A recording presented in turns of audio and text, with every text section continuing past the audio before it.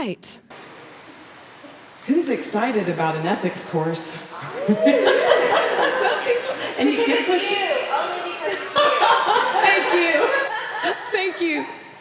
I've been to a few ethics courses that I was like, oh my gosh, this is worse than defensive driving, right? Well, believe it or not, I am such a geek that I can get excited about ethics. But I always, one-track mind, I always relate everything back to feeding and dysphagia.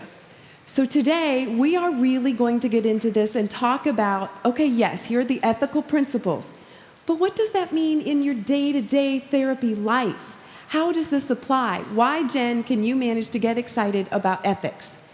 You will be excited about it when you walk out of here too.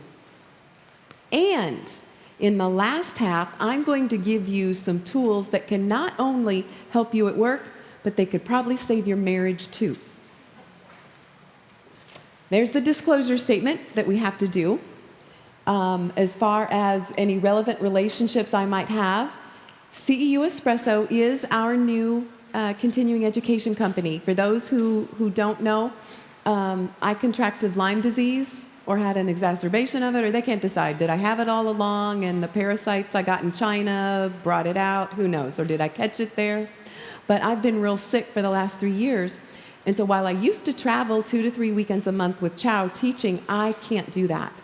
I spent 2 years in bed. So my wonderful, fantastic, geek, entrepreneur type husband said, well, let's just start our own company and film things, do your teaching, which you love to do it less often, film, and let's put it online. So that's what we're doing. And so that's why you see the cameras up and so forth. This will go online, hopefully after the first of next year, sooner if possible. So the name of that company is CEU Espresso. And that was because we sat around going, we need something that won't put them to sleep. So many of the online CEUs are just mind-numbing. And just like, something that won't put them to sleep. Espresso. So that's where the name came from. Feeding and Dysphagia Resources is my private practice, and it's still there. I just am not seeing a caseload right now because I can't. So here's what we're going to do today. This is our path for today. How to build a dysphagia team. How many of you already have a lot of experience in dysphagia? And that's maybe stretching it half the room. How many of you are petrified of the area? There's some more. All right. How many of you have a feeding team in place where you work? There are some. She's like, that's my team. It can be a very contentious area. It can also be a very litigious area.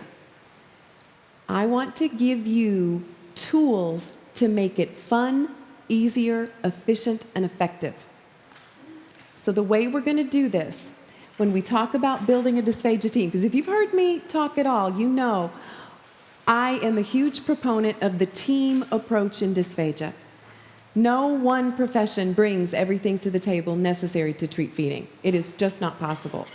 I think ideally, we would make the dysphagia therapist be a standalone profession, its own degree, and that you would get training in school out of the school of PT, OT, speech, counseling. Don't we need more background in that when we're working on feeding? Nutrition, respiratory therapy, neurology. We need a lot more. We don't have that right now. But we have each other. So if we can function as a true team, we can really get our kids eating. So in forming the team, we're going to have to talk about what's the purpose, who's on it, what should be the ethical foundations for this team. We're going to talk about issues that come up. And this is the place where you get to ask those hard questions. Hopefully, I've anticipated most of them. Then we're going to talk about table manners. We're going to talk about the manners that are necessary to help the team function smoothly. And then what happens when we do disagree? You can have legitimate disagreements that aren't just because somebody wasn't raised right.